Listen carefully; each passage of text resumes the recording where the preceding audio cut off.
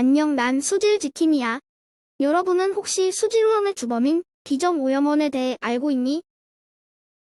우리가 사는 이 지구에 비가 오면 어떤 일이 발생할까?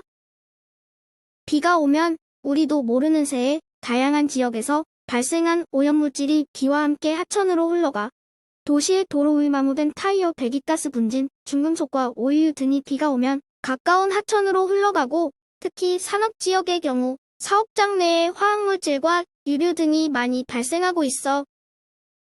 농촌의 경우 비가 오면 농약, 비료 등의 오염물질과 영양물질이 많이 포함된 가축의 분뇨가 비와 함께 하천으로 흘러가.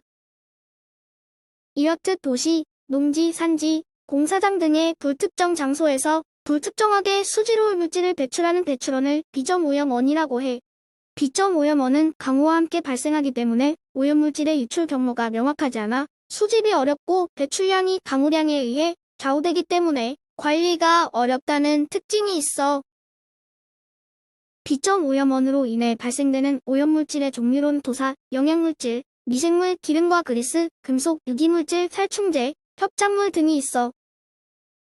이 중 토사는 가장 많이 발생하는 오염물질로 여러 영양물질과 금속, 탄화수소 등이 흡착되어 같이 이동하기 때문에 수생생물의 호흡과 성장에 치명적인 영향을 미칠 수 있고 질소와 인과 같은 영양물질은 조류의 성장을 촉진해 흔히 녹차라떼라고 하는 하천의 부영양화를 유발하게 돼.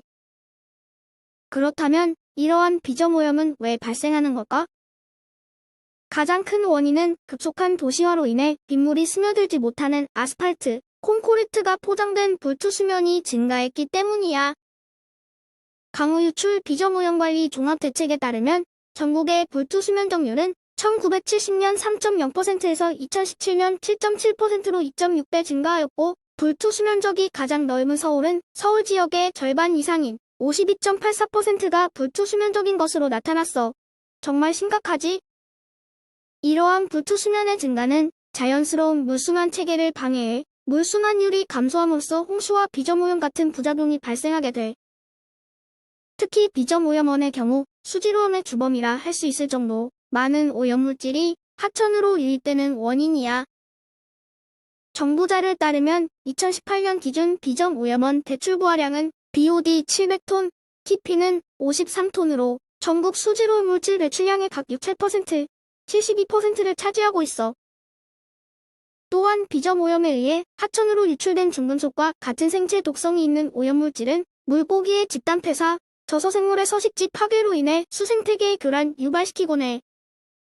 아울러 토지 개발로 인해 불투수율이 증가하면서 강우시 토양으로 흡수되거나 증발되지 않고 하천으로 유출되는 빗물의 양이 증가하여 홍수의 위험이 높아지고 지하수, 함양이 줄어들어 하천의 건천화를 유발하는 요인이 되고 있어.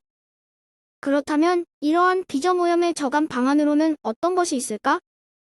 강우 시 발생하는 비점오염 물질은 하천에 미치는 영향이 다양하여 맞춤형 대책 추진이 중요하지만 대책 마련을 위한 기초자료가 부족한 실정이야.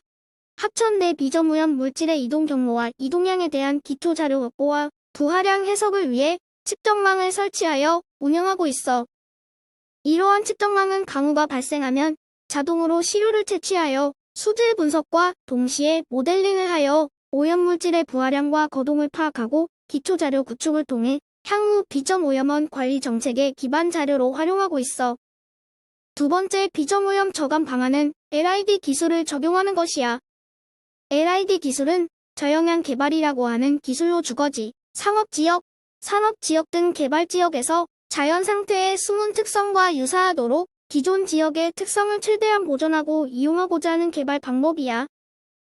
이러한 저영향 개발의 목적은 자연의 침투, 저류, 여과 등을 모방 및 도시와 통합을 통해 개발 이전의 물순환 과정에 가까워질 수 있도록 돕고자 하는 것으로 건물 및 도로와 교통시설, 공원 등에 다양하게 적용할 수 있어. 저영향 개발 기술의 적용은 설치 위치에 따라 강우시 유출을 현장에서 직접 저감하는 현장형 기술과 유출된 초기 우수를 특정 공간에 모아 저감시키는 차집형 기술로 구분하고 기술의 적용 형태에 따라 저류형, 여과형, 침투형, 처리형 등으로 구분할 수 있어. 현장형 기술의 대표적인 형태는 투수선 포장, 식생대 도성, 옥상 녹화 등이며 식생수로 침투저류지, 수목, 여과, 상자 등이 차지평 기술의 대표적인 적용 방법이야. 그럼 생활 속에서 미점 오염을 줄이기 위해 우리가 실천할 수 있는 행동 요령으로는 어떤 게 있을까? 먼저 비 오기 전 행동 요령이야.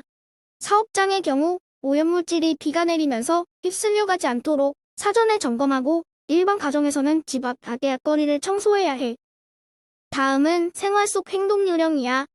아파트에 세탁기를 설치할 때는 우수관과 직접 연결되어 있는 앞베란다가 아닌 뒷베란다나 다용도실에 설치해야 해.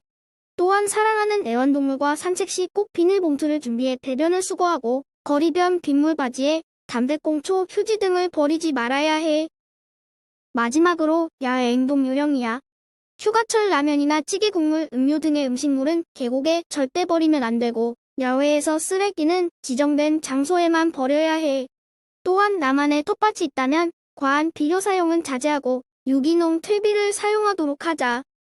우리 함께 깨끗한 물과 흙을 지켜 건강한 지구를 위해 노력하자. 시청해줘서 고마워.